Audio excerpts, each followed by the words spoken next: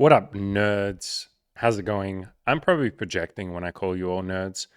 If I'm honest, I'm like the world's biggest nerd, and something that's a little bit nerdy and maybe a little bit funny to some of you. I have for the longest time dealt with a hard drive on my computer that's like 500 gigabytes, so very small. Half of the videos that I record are like 30 gigabytes. And so basically every, I don't know, 10 videos that I record, I have had to grab one of these little bad boys, an external hard drive, and like back up or transfer all of my videos onto them. And literally 3 days ago, I was like, wait, why don't I just get a bigger hard drive? Why have I never thought of that before? I don't know why, but just for years, this is what I've done. Every couple of weeks, I have to back up all my video files because my hard drive runs out of space. And so I bought myself a little 4 terabyte hard drive, and holy crap, I've downloaded my entire Steam like game library. All of my games are installed on here. I can now record, God, if I think about it, like hundreds of videos without ever worrying about backing them up. Wow, I can't believe I didn't think about this before.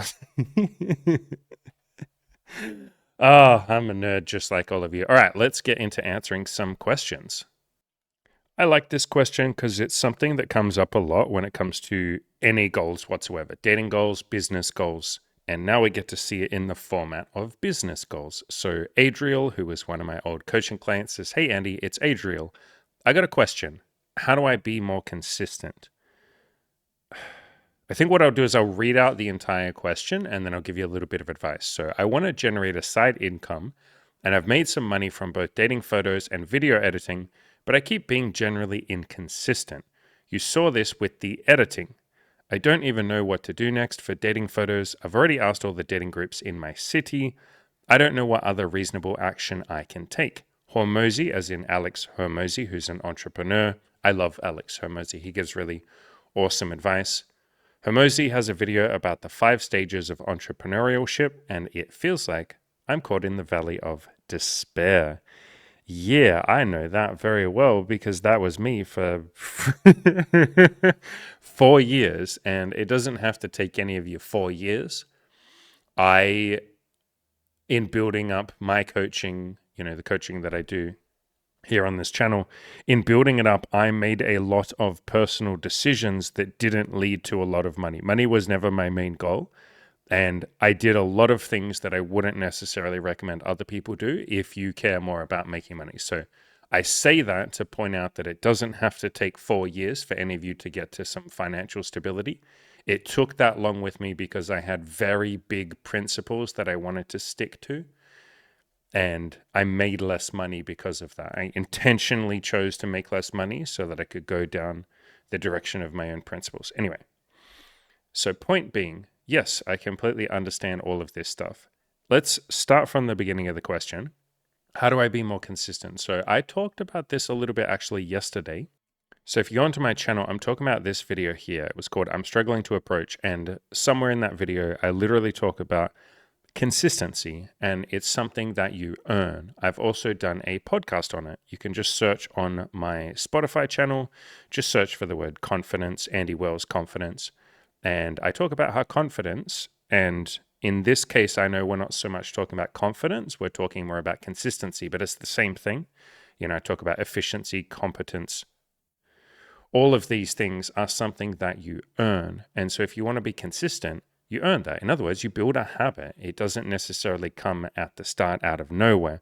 Now, you might say, I'm really struggling with being consistent.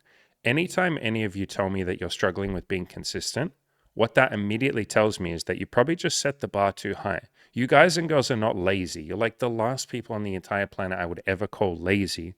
And so when you're finding yourself being inconsistent, you're probably just trying to run before you can walk. And sometimes you can't even walk. You might have to crawl. Everything that I, Andy, have ever built has been with the tiniest little baby steps. Like, you guys don't understand how little I have done the vast majority of the days that I've worked on my goals. Like, I'm talking, there's been so many days where I just sit down and work for especially in the early days. Now I work a lot more, but in the early days, most days I would just sit down and do 5 or 10 minutes worth of work. That was all I could do. There were plenty of days that I didn't even feel like I could do that. So I just did 30 seconds. The big, massive Tinder guide that I wrote, which is like the length of freaking 5 books, it's like 130,000 words. That's a lot of writing. I wrote that over technically I wrote that over like a year and a half, but the most or the majority of the writing took place over about a 9-month period. A hell of a lot of those days, I couldn't be consistent. Or I felt like I couldn't be consistent. I felt like it was too scary to sit down and write this massive guide that was really intimidating to me. I was really terrified writing that. That was one of the hardest things I've ever done. But the way that I was consistent is I said, I just have to sit in front of my laptop for 5 minutes or 10 minutes or whatever it was. I don't even have to write anything. If I just have the damn thing open and I have my Word document open, I don't care what happens. I set a stopwatch for, I think it was like 10 minutes. I set a stopwatch for like 10 minutes. Literally, I hit go. And as long as I sit there in front of the fucking laptop, that was it. I did it. I won. It was a victory that day. And there were lots of days where I just hit start on the stopwatch. I sat there for 10 minutes and I didn't write anything because I felt like I couldn't. But at least I fucking tried. At least I sat there and did something. And so any of you that are really struggling with being consistent with business or dating or the gym or anything else, you probably just have set the bar too high. Lower that bar. We call this a daily bare minimum, or you might call it baby steps, or you might call it the slight edge. You know, there's a book called The Slight Edge, but you're probably just trying to do too much. So lower that bar. In other words, pick something that you will do on your absolute worst day ever. In other words, there is always something that you can do. I talk about this in the Play to Win video course. So in this chapter, Every Problem Has a Solution, I talk about the idea that there's always something that you can do. And so if you're sitting there saying, I can't work on my editing today, or I can't go to the gym, or I can't talk to any girls today, or I can't, whatever, there will be something you can do. There is some solution here. There is some tiny little baby step that you can take. If you're scared to go out and talk to women, you can at least walk outside and think about it. If you're extremely depressed and agoraphobic and you literally can't leave your bedroom, you can at least sit up in bed and look out the window or something. There's always some solution here. There's always something we can do. And so in the example given here of I'm struggling to be consistent with taking action on my dating photo business or my photo editing. So photography/video editing business. I'm struggling to take action. There'll be something that you can do. Even if you literally just type into Google or ChatGPT, how do I advertise my business? And then you read for 1 minute and you go, great, that's all I can do today because I'm feeling procrastination. I'm feeling scared. I'm feeling a bit depressed. In your case, you say you're feeling despair. Great. I at least did 1 minute. There's always something you can do. And I would rather you guys and girls focus on what you can do rather than what you can't. Your entire question here is basically you saying, here's all the things I can't do, or here's what I'm struggling with. Great. I almost don't care what you can't do. Let's talk about what you can do. Again, every problem has a solution. And in the Play to Win video course, I call this play to win instead of playing not to lose. In other words, rather than focusing on what you can't do, which is like playing not to lose, focus on what you can do. What can you do today? And if we go through your thing, I know you said, I'm not quite sure. I don't know what other reasonable action I can take. That's not true. Anytime we say, I don't know, we're sort of throwing our hands up in despair. We're basically painting ourselves as the victim. It is fundamentally incorrect that you don't know what reasonable action you can take. You already took action. You posted this comment and asked me for advice. So it's literally not true that you don't know what to do or what action you could take. I bet you if I put a gun to your head and said, I will literally kill you, which I would never do that, but if I did, gun to your head, do you think you could think of some reasonable action that you could take? Of course you could. That applies to any of you. Any of you who are I'm struggling with my goals. I'm feeling despair. I just don't know what more I can do. Gun to your head. Can you think of anything else you can do? Can you think of a solution? I bet if there was a gun to your head, you'd be like, okay, fine. All right. I'll go to the gym or I'll go outside and talk to girls. I'll take some better dating photos or shit, man. Okay, fine. I'll walk out on the street and talk to strangers and be like, do you want any video editing? Can I edit your fucking videos? Can I take photos of you? If there was a gun to your head, you'd take any number of actions. And so that's one of my favorite little exercises, my little prompts is, if there was a gun to my head right now, would I be saying I don't know what to do? It's no, I'd I'd brainstorm pretty fucking quickly. And so what I'm saying here is separate yourself from that feeling of despair. Like, it's okay that you're feeling despair. Yeah, entrepreneurship can be like that a little bit. It was for me for the first few years. It was for Emmy too. Cam has felt this way a lot too. Most of my coaching clients who build businesses have felt like this. Alex Hormozy talks about this. Yeah, it's pretty common. You don't have to be in despair. Lots of people never get to despair. I'm not saying it's like mandatory or something, but if you're feeling it, yeah, like lots of people do. I promise it'll be okay. But separate yourself from that despair a little bit. In other words, feel the despair, but you don't have to take it personally. Like, you don't have to believe the despair. This applies to all of you as well. When we're feeling despair or hopelessness, we don't have to believe that hopelessness. Like, we can feel completely hopeless and then go and take some tiny little actions, some baby steps. We don't have to feel that hopeless feeling and go, yeah, it is hopeless. No, no, no, no, no. I'm just feeling hopeless, but that doesn't mean it necessarily is hopeless. You see how we're kind of separating those two? So, in other words, yeah, feel all these feelings that you're feeling. I promise that it's okay. And just imagine a freaking gun to your head. If I put a gun to your head, bro, you would absolutely think of like 50 ways to make money. Even without the gun to your head, I can brainstorm a bunch right now. If you were really serious about this, like if you literally had a gun to your head, you would walk out on the street right now and just cold approach 500 strangers over the next week and be like, please help, help, I'm going to die. I need to do video editing for you. And someone would be like, hey man, that's actually funny timing, dude. I was literally about to hire a video editor. Can you send me some of your stuff? And you go, oh shit, what the fuck? Like, there are people walking around outside right now that would pay you for your business. Literally. I've said this many times. I used to have a lot of stress about this, about money, about my coaching, all of that. And one of the things that I did that made me feel a lot better was asking a couple of people for money. Like, can I just have some money? And people give you money because why not? People are nice. Like, I give money if someone asks. And so that taught me, oh shit, I can just ask for money. And that helped release me from a lot of the bonds or the bondage of like stressing about money, stressing about building the business, stressing about like, what if I don't get another coaching client? Because if you right now took away everything that I have, like you take away my computer, laptop, Imogen, Cam, this website, YouTube, all of that, take this whole fucking apartment and all the equipment away, I will literally just go out on the street. I mean, I'd probably actually do it online, but I could also, if you took the internet away and you're like, how are you going to build your business now, Andy? You built it online. I would literally go out on the street and be like, hi, like, do you need someone to talk to? I've basically been a life coach, or I am a life coach. If you want someone to chat to, I'll charge you $30 an hour. I'd start really low, 20, $30 an hour, and slowly build back up again. Probably wouldn't even build back up again that slowly. I'd probably just go and find rich people and be like, hey, pay me 10 grand and I'll change your life. I'd go to clubs and bars and find the guys that look alone and look like they don't know how to talk to girls. And I'd be like, hey, bro, if I can get you to talk to one girl tonight, would you pay me whatever you think that's worth? And a lot of guys would be like, fuck yeah, man. And I'd be like, all right, bro. And then I'd get him to talk to a girl. And then after he's had a great conversation, maybe he gets her number, maybe he kisses her, who knows? I would say to him, hey, bro, like whatever you think that's worth, just donate that to me. Like, give me that money, whatever you think it's worth. If you don't want to pay me, that's fine too, bro. Like, whatever you want to pay. There are guys that would pay a lot. I have a guy in my coaching group right now, literally, one of the coaching clients went out and with his friend took a bunch of photos of his friend for a dating profile, just like you're trying to build here, Adriel. And his friend literally said, bro, like, can I pay you 150 like pounds, British pounds, which is roughly 150 US dollars? Bro, can I pay you for this? And he's like, no, dude, like, I just did this, like, because you're my friend.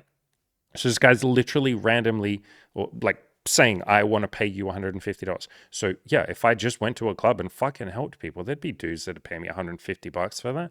There'd be guys that'd be like, holy shit, bro, I can't believe you helped me talk to a woman. I didn't even know that was possible. And I'd say, bro, if you want, like, I don't know where you're at with money and, it's your money, do what you want. But if you want to pay me more, bro, I can just like coach you properly with this shit, take you out like every day for a couple of months and, we can build something beautiful. I just need to find some dude that has some money. And he'd be like, yeah, bro, like that's all this is right now. And so the point that I'm making is it can be so easy to feel hopeless with any goal, especially business. But if you went out on the street right now and literally just asked random strangers, some of them would say yes, like they would. especially when you're talking about dating profile photos. I mean, fuck, man, just go to any club and look for all the lonely guys and be like, bro, do you want me to help you talk to girls? Like you, Adriel, can talk to women. Why don't you just do that? And then when you get them talking to girls, say like, pay me whatever you think it's worth, and they'll give you a bit of money. And then say, bro, I also do dating photos. Like, do you want me to like set up your Tinder? Like, here's my Tinder and show you have good photos, man. So just show him your Tinder profile. You're handsome. You know, you got great photos. You're very handsome. Be like, look, this is my profile. Do you want to pay me whatever you want to pay me? And I'll shoot you some dating photos. Like, you could literally just cold approach for this, bro. Like, you have the most easy to cold approach business. Like, photography, especially dating, is like the easiest thing to build. So, yeah, man, like, there's lots of things you could do. You've just been believing the despair and believing the hopelessness, but you don't have to. You can feel that despair and take action anyway. Also, I could probably just tell you this privately, but whatever. I've got you here right now. Since you're one of my old coaching clients, if you want to come back to the coaching, you're very welcome to. I offer discounts, like massive, massive, massive discounts, and you can just pay per month. Like if you've already done coaching with me, you can literally just pay per month. So if that's something you want, just reach out to me, dude. Like send me an email or send me a message on Facebook or whatever. Like you're very welcome to come back to the coaching and we could push you with this. Otherwise, yeah, dude, just go out there and take some action, man. But you've already started taking action by asking. It looks like you've already done a fair bit. You're just feeling some despair, and that's okay. Feel that feeling and then just go take some more baby steps, man. And, you know, take your time with this. Like, you don't have to run before you can walk. You also go on to say, bro, that intro was sick. You're talking about the video that I did a couple of days ago. Yeah, I had a ton of fun editing that, hey. I have never really edited my videos much because I was always using my old laptop. And I have a gaming PC that I use for VR. And since I moved into this apartment a couple of days ago, I was like, why don't I just use the gaming PC to edit? So I've like, I know you can't really see, I can do a tour or something if any of you care, but I got a little desk right there with my gaming PC set up. I'm now literally using my gaming PC to record, to edit, something I've never done before because I always just use my old laptop. So yeah, I can edit more videos and put a bit more effort in and have a bit more fun with that sort of stuff because it used to be a horrible, clunky experience to edit my videos, which was a big part of the reason why I didn't. So yeah, bro, I appreciate it. I had a lot of fun editing that, and you are a video editor yourself. You probably know how fun video editing is. All right, let's talk about freedom, let's talk about money, and let's talk about unrealistic expectations that we put on ourselves and life. Let's also talk about procrastinating happiness. So Phoenix, who was one of the daily OGs who came to literally every live stream, says, thank you again for the live streams. I was talking to a men's group on Zoom last week, and I told them that in order to be a free man, I think I need to somehow earn $500,000 a year. And any of you that are currently giggling at that, yes, I giggled very much when I first read that. Do I actually need that much? Of course you do not. I don't even earn fucking close to that. I mean, while we're talking, why don't I like have a look how much I earn right now? Like, and remember, I guess I'm sharing it with Emmy and Cam, so that even makes the point even stronger. I think in terms of how much me, Andy, I earn, I don't know. It depends how you want to look at this. Do you want to look at this before expenditure and all of that? Anyway, the point is I'm earning probably, I don't know, 80 to 100,000 a year, like me, and that's before expenditures and all of that. So the point is, like, I'm not earning that much, a lot less than 500,000 a year. Yeah, all right, here you go. Here's the back end. This isn't all the money that we earn. This is only like one of the platforms that we use, but this is like, I don't know, 90% of the money, 90% of the income that we earn comes on this platform. So there you go. So this is for 12 months. So in a year, 365,000 Australian dollars. So in US dollars, that's that much.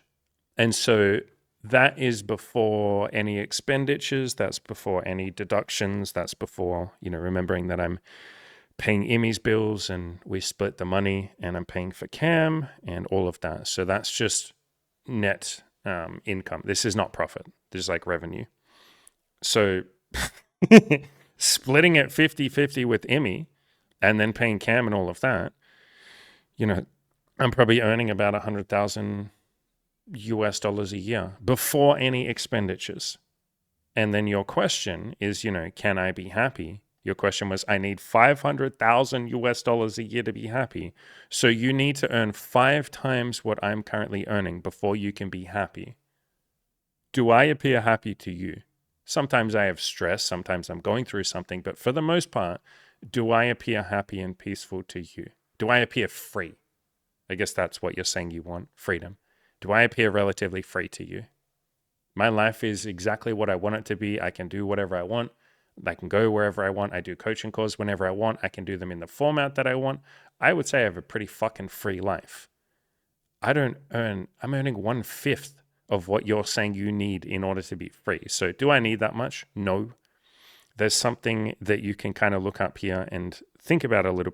Just look up Stoicism freedom quotes. There are so many quotes about freedom. No man is free who is not a master of himself. In other words, freedom comes from, he says self-control, but I'd more call it self-love.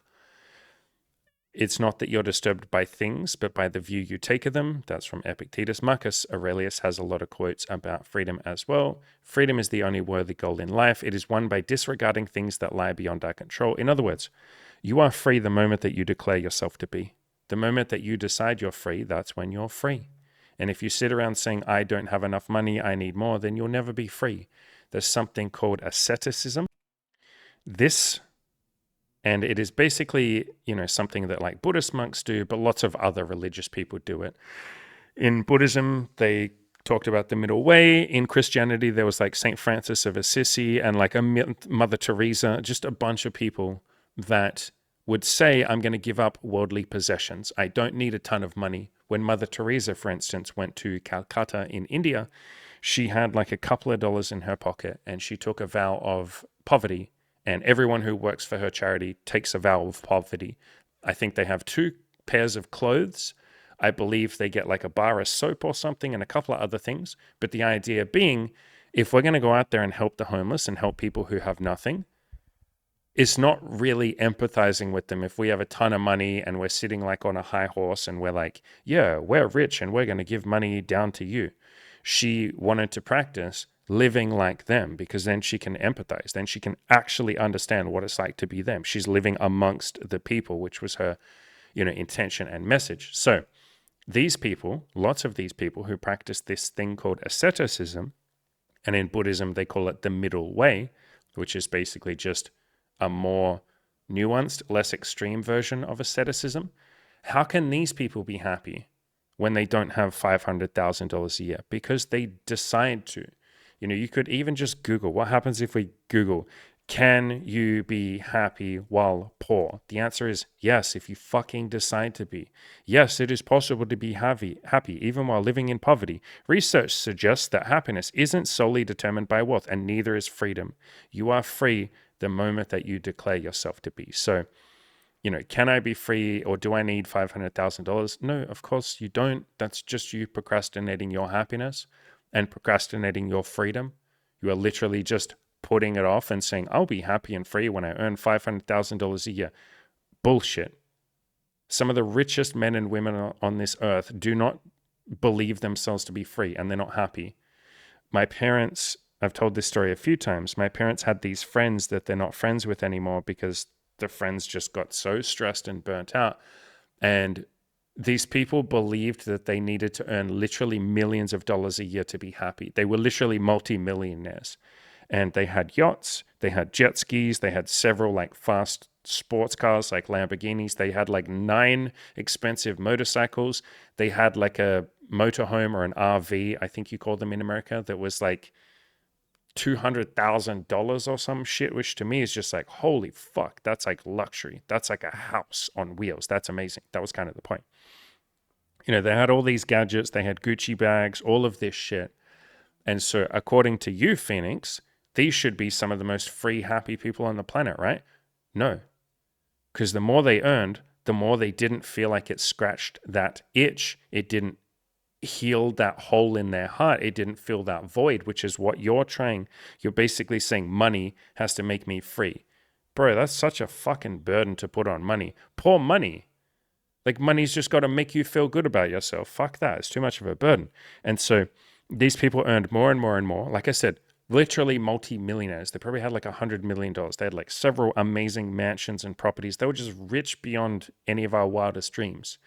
And yet they were some of the most unhappy and unfree people ever. They worked like fucking slaves. My parents tried unsuccessfully or semi-successfully, but it didn't all work out in the end, for several years to just get them to go on a fucking camping trip or something. You know, they bought this motorhome that was like $200,000 and they never used it. They never used any of their motorcycles or Lamborghinis or any of that because they were so busy working, because they had to maintain the status quo and maintain all of this shit. So $500,000 a year, there's no guarantees that will even make you free. These people were the least free and the most slaved or enslaved people that my parents had ever met in their entire life.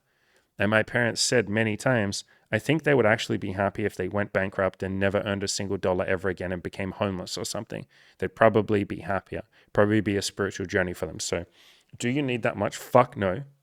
I just showed you that I earn, me, Andy, like what I personally take home before I split it with Emmy, or after I split it with Emmy, sorry, is like roughly 100,000 US dollars a year.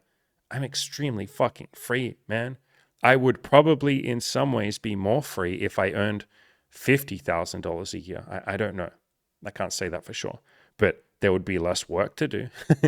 Again, some of the most free, I can tell you one of the most free people that I know on the entire planet is this dude called Adam, and he's fucking homeless. And he's one of the most like free, kind, generous, spiritual. He's like a little spiritual hippie. He just goes and sits like where I'm sitting. He's like 2 blocks away from here. I walk past him like, I don't know, every second day, a couple of times a week. He's one of the most peaceful, loving, free people I've ever met in my entire life. I have seen him multiple times with the money that people give him. Like he just sits there. He doesn't do anything. He just sits there and he's nice to people. They walk past and he's like, hi, how's your day going? He's like really friendly. He's like a little fucking hippie. He dresses like a hippie too. And he has a little cardboard sign that says, I'm homeless. You know, any donations are appreciated. Have a beautiful day. He's just a nice person. Lots of the money that people give to him, I have literally seen him give to other homeless people. So he has even less money than the money that he's given from people just handing him money. He's one of the poorest people on the entire fucking planet, but he's also one of the most free. And I've asked him, I've said many times, do you want a job? Is it something you want? And he's like, no, man, I don't think I want to go to work like 38 hours a week. Like, I just don't think that's for me. And I'm like, yeah, but you'd have more money. You could buy more stuff. And he's like, yeah, but if I need something, people will give me money. And I'm like, yeah, but don't you want like a fucking fancy VR setup like I have, or video games or this? And he's like, maybe. Yeah, that stuff would be fun. But he just doesn't seem to give a shit. He's just free. So do you need money to be free? Fuck no. What an unfair burden to put on money, that money's got to make you free and heal that hole in your heart. So can you be free with less? Yeah, you could be free with $0. It's called asceticism. Or like I said, if you want, look up the middle way in Buddhism. I think that's probably a more rational mindset for a lot of you. So just look up the middle way. It's a way that it avoids extremes and seeks balance. So basically, you can appreciate money. You don't have to say money's awful. Like, you don't have to literally go and sit in the woods with $0. Like, have some respect and some love for money. You know, I appreciate money. But then you don't have to go to the other extreme of like, I need like literally fucking billions and stuff like that. So it's a way of acting that creates happiness for one, blah, blah, blah, blah, blah. So it's just Buddhism. Like, it's literally what the Buddha talked about. It's what the Dalai Lama, look at his cute little face there. That's the Dalai Lama. It's what most Buddhists talk about. Like it says, it avoids the extremes of self-gratification. $500,000 a year is self-gratification. Like, I'm not saying it's bad. That's the point of the middle way. It's not bad, but like, it's definitely self-gratification. It's you delaying happiness. And it avoids self-mortification, which is saying that, you know, money is bad. I need to like deny money. No, you just appreciate the money. Make as much or as little money as you want to. Go nuts. If you want to earn $500,000 a year, do it. But you used the word need. You said the word need 1, 2, 3 times. Why do you need money to be free? Why are you needy and attached to money? And the answer is just because you're a human being, and most human beings are pretty fucking attached to money. But you can let that go. You don't need $500,000 a year. Imagine if you just loved money so much that you loved earning $500,000 a year, and it brought you tremendous joy, which is someone like Alex Hormozy and plenty of other entrepreneurs who just seem to like business. They seem to like helping people. They seem to like giving things to people in exchange for money. It just seems to be fun for them. I love money. I love and appreciate money, but I don't fucking need it. I love when any of you give me money. I really, really, really appreciate it, and I'm grateful for it. I have a love and appreciation for money. And so you can earn $500,000 a year if you want to, but do it out of love, man, not desperation and neediness. Why do you need? That's coming from a place of scarcity or a place of fear, and that will never be filled. Money is not going to fill that void in your heart. Love will. And when I say love, I mean a love of making money, or a love of your other human beings, or a love of yourself, or a love of your hobbies, or a love of anything. Love is what's going to fill that. It's not $500,000 a year. You have a hole inside you right now, like a void. Most people do. Money is not going to fill that in. Love will.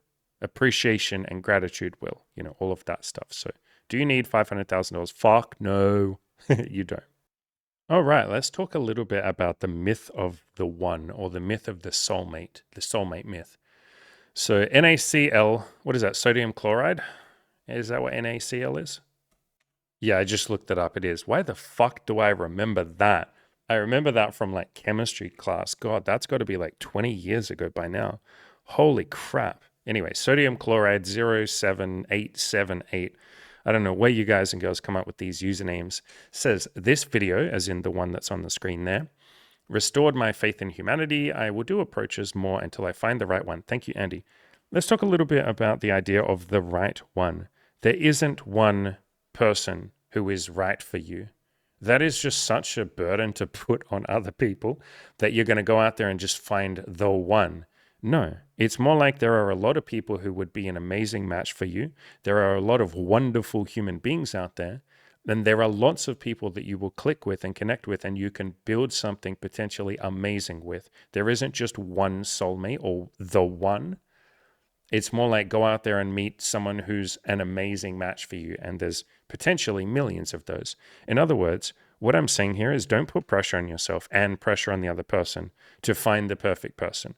Go out there, meet some people, and be a little more open-minded. I'm not saying that you're not open-minded, but in general, the idea of finding the one or a soulmate is judgmentalism and closed-mindedness.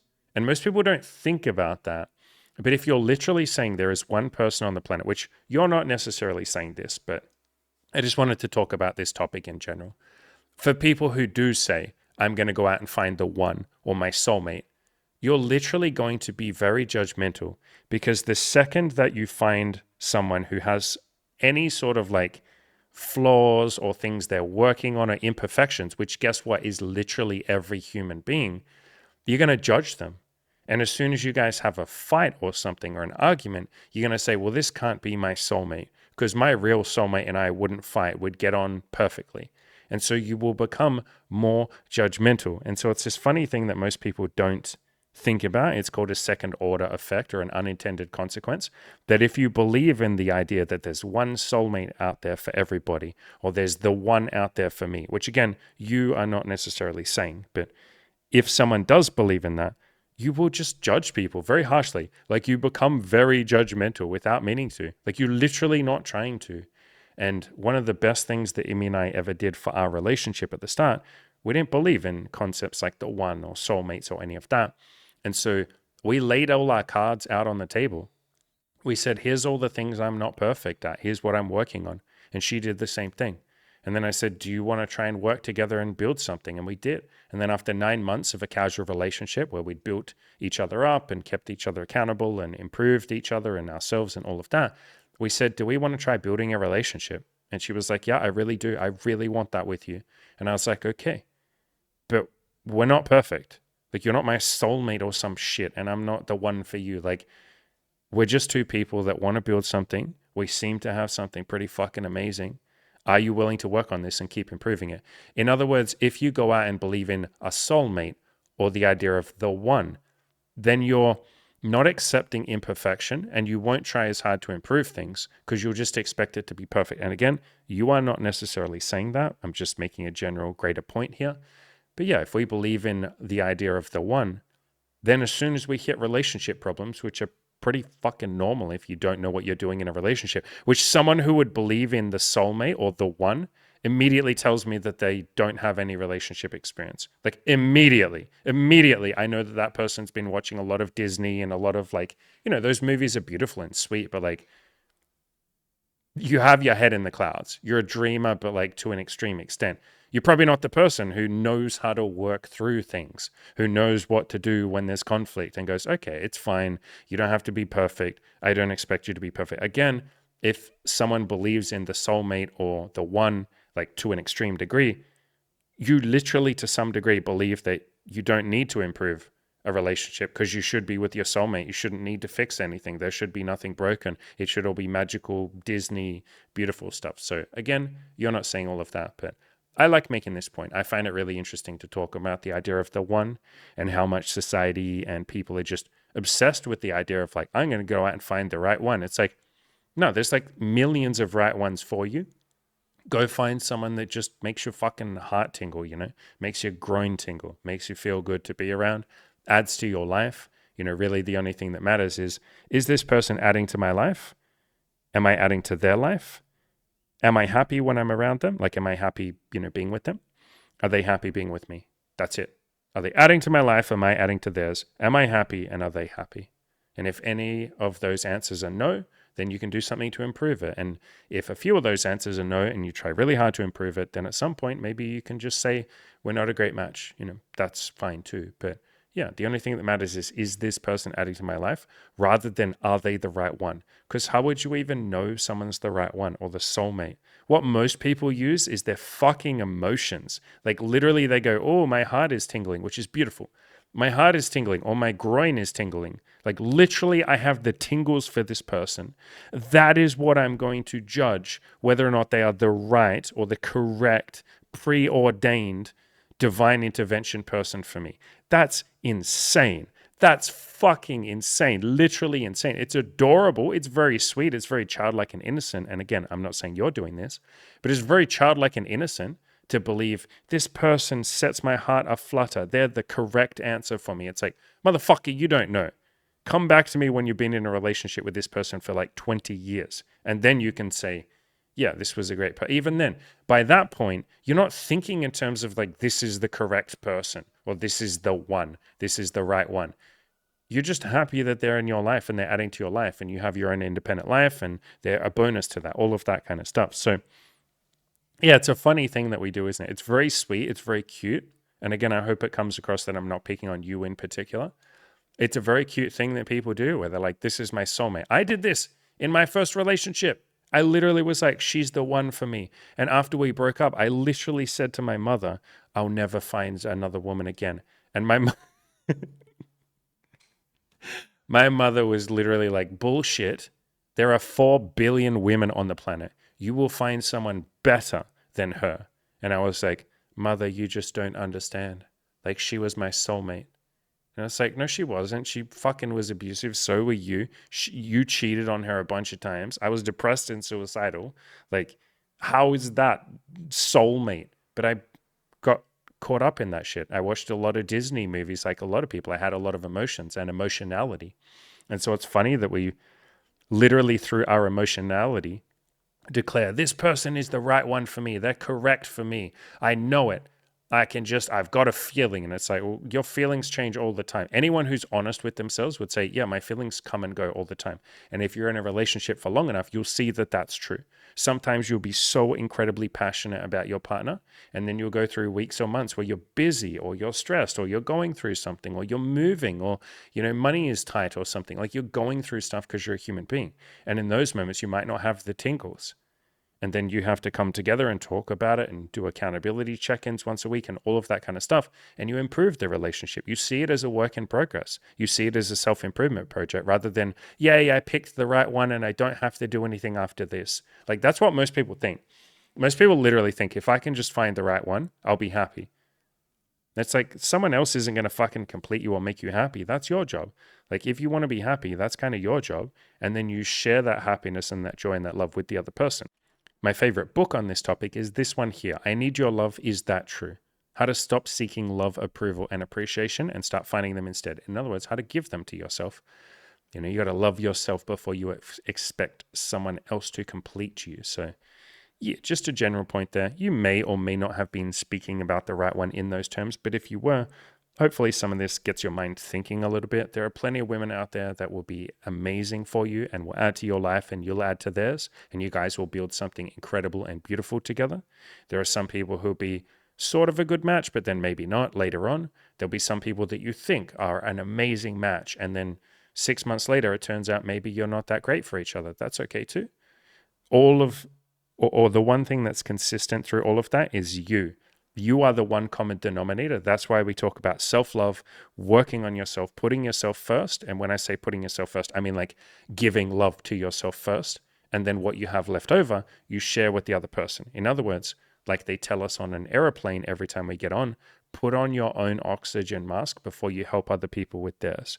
Or you can say the saying, a rising tide carries all ships, lifts all ships. In other words, if you lift yourself up, you're like that rising tide, you will lift your partner up. And so the best thing you can ever do is be loving to yourself and then go find someone who adds to your life. In other words, have your own independent life going on and someone else is a bonus to that.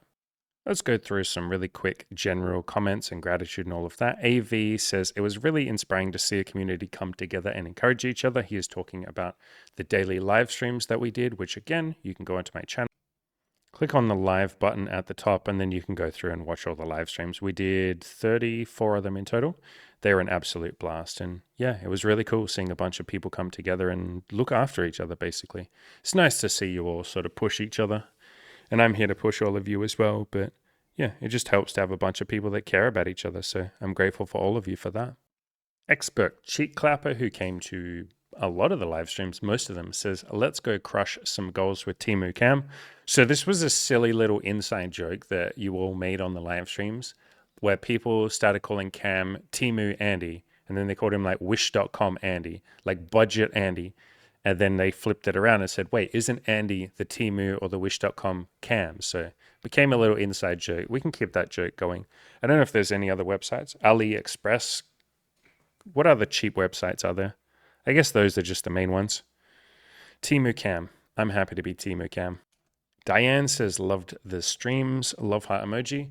Loved you being there. Diane came to basically every single stream after the first after the first week or so, and did a hell of a lot. She came wanting to explore some BDSM and be a bit submissive, and she'd never done that before. And she was having some, I don't know, I guess I'd say insecurities or things she was working through with a guy that she was talking to, and a lot of the same struggles that a lot of you men struggle with. Insecurity, feeling good about herself. He was taking a long time to reply, and she's like, what does that mean? Does it mean he's playing games? Blah, blah, blah. Some of the same stuff that you guys struggle with. And eventually, by the end, she ended up being a lot more confident. And I told this story a couple of days ago, she met one of you, like two of you in the audience literally met up with each other and did some BDSM, which was amazing. So we're a matchmaking service. She goes on to say, yes, Framebite, which is the username of the other guy, and me really met. This is such a cool story. Diane and Frameby, I don't know if you guys are comfortable doing this, but like, you're very welcome, both of you, to come on the channel if you want to. Like we could do a little interview. It wouldn't be live. You don't have to do that. You're very welcome to be anonymous. Like you don't have to show your faces or anything. But if that's something you're both interested in, like just a little interview. It doesn't have to be massive. If you don't want to do that, that's fine too. But that might be cool. I'm assuming people would be interested to hear that, like what it was like for both of you. I know you both already talked about it a little bit. We don't have to go into any sort of super personal details if you don't want to, but if that's something either of you are into or interested in, either email me, andy@killyourinnerloser.com, or just leave a comment or something and tell me like, hell yeah, I'll come on the podcast, like whether anonymous or showing your face or whatever you want to do. But yeah, it's a fucking cool story. I've told several people this story now. It's like one of the coolest stories. I literally told like freaking 5 of my friends immediately when it happened. I was like, holy shit, you're never going to believe this. 2 people from our audience ended up meeting up. Like literally they were just typing to each other in the live chat. So who says people can't find love on the internet? Nobody says that anymore, but such a cool story. And on another note, something that's still on my bucket list that we haven't done is for Imi and I to meet someone through our audience. which is pretty funny that two of you did it before Emmy and I did. And to be fair, it's not like I'm exactly putting a lot of content out there saying, hey, is there anyone who lives like near our city who wants to meet up with us and do some BDSM? But yeah, I'm sure that'll happen one day. That'll be a cool little story for me and Emmy. You know, someone watching our videos, reaching out to us, being like, hey guys, like, you guys seem cool. Do you want to grab a coffee? Hell yeah, we're very down to do that. That would be pretty fucking cool. But yeah, good job. So I think that's all the comments. Yes, it is. I appreciate all of you very, very, very much. You're all a bunch of absolute living goddamn legends. If you want help with your goals, whether that's dating, business, thinking that you need to earn $500,000 a year to be happy.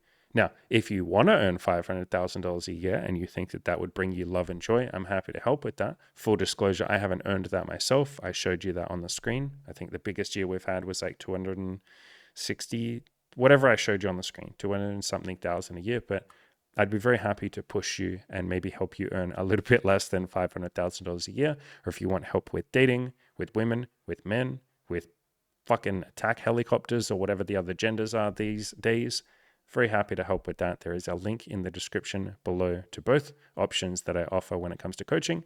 As always, ladies, gentlemen, go out there and crush those goals. Yeah.